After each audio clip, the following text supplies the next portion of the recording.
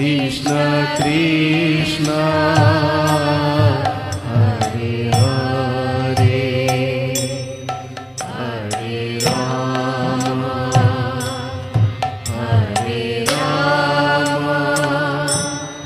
রাম রাম হরে হরে হরে কৃষ্ণ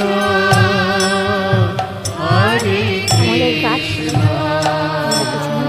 কৃষ্ণ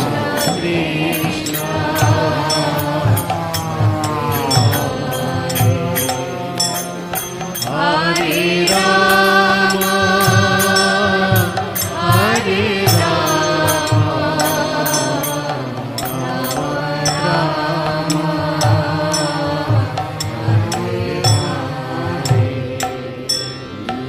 হরে কৃষ্ণ হরে কৃষ্ণ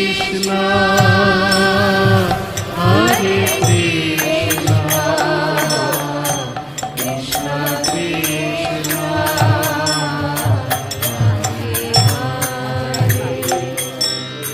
হরে রাম হরে রাম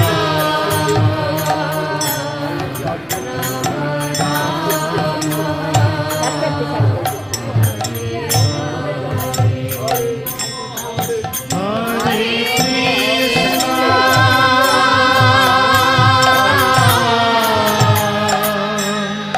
হরে কৃষ্ণ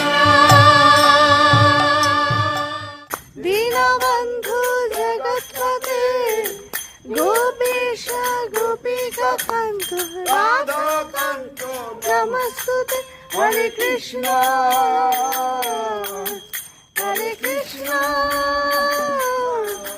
কৃষ্ণ কৃষ্ণ হরে হরে হরে রাম হরে রাম রাম রাম হরে হরে হরে কৃষ্ণ কৃষ্ণ কৃষ্ণ হরে হরে রাম রাম হরে হরে হরে কৃষ্ণ কৃষ্ণ কৃষ্ণ হরে হরে হরে রাম হরে রাম রাম রাম হরে হরে হরে হরে হরে রাম হরে রাম গুরুদেব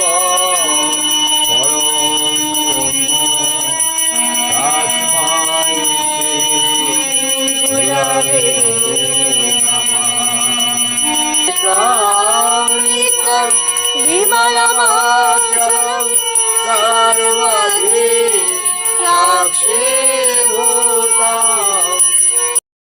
সববার বাড়ি যাই, সব জায়গায় যাই, গিয়ে এই আলোচনা করি, নাম করি, যাতে যত ঈশ্বরীয় নাম করবেন তত ভেতরটা শুদ্ধ হবে।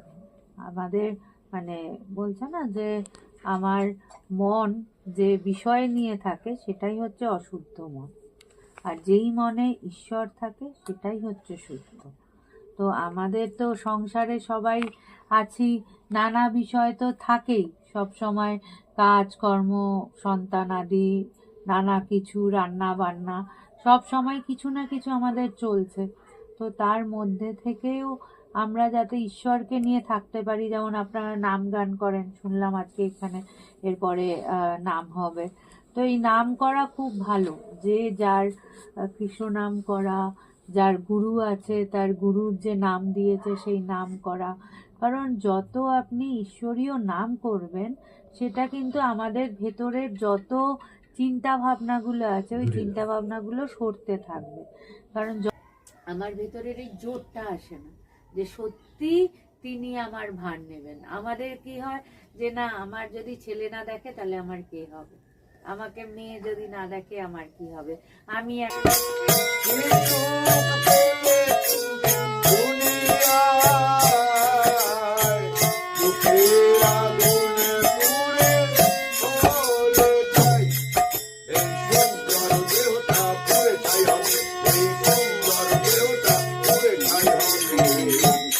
কত সাধনার ফলে এমন সাধে মানব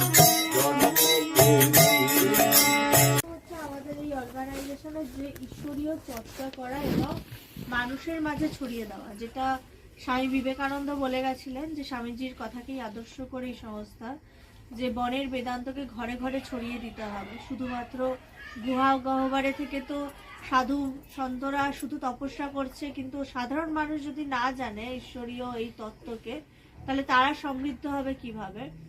সেই জন্যই আমাদের গুরুদেব এই ব্রত নিয়েছিলেন যে সাধারণ মানুষের মাঝে এই বেদান্তের সেই উচ্চ তত্ত্বকে মানুষের মাঝে ছড়াতে হবে। কারণ প্রত্যেকটা মানুষ যদি পরিবর্তন না হয়, তাহলে কিন্তু এই আধ্যাত্মিকতা কিন্তু কেউ জানতে পারবে না। যদি শুধু একজন মানুষই ঘরের মধ্যে রোজ গীতা পড়ে, সেই রকম হয় প্রত্যেকের বাড়িতে গীতা থাকে, গীতার একটা করে শ্লোক যদি পড়া যেতে পারে, তাহলে বলছে ওটা জীবনে থাকবে। ওটা রোজ আমি যত পড়বো তত আমি আরো সমৃদ্ধ হব, তত আমি আরো ভালো থাকবো। কারণ রোজই দৈনন্দিন জীবনে সংসার তো সুখের হয় না, রোজই কিছু না কিছু এমন এমন সমস্যা আসে, মনে হয় যে সংসার আর ভালো লাগছে না, যে আমি এত করি তাও আমার কোনো মানে আমাকে কেউ দাম দেয় না। একটা সময় মনে হয় আমি সংসার ছেড়ে চলে যাবো, কিন্তু কেউই না। সবাই বলি কথার কথা, বিরক্ত হই, কিন্তু বিরক্ত হই ঠিকই, কিন্তু যদি আমরা গীতা পড়ি, গীতার যে মাহাত্ম্যগুলো পড়ি, তাহলে কি হবে, আমরা বিরক্তটা হব না। খুব সুন্দর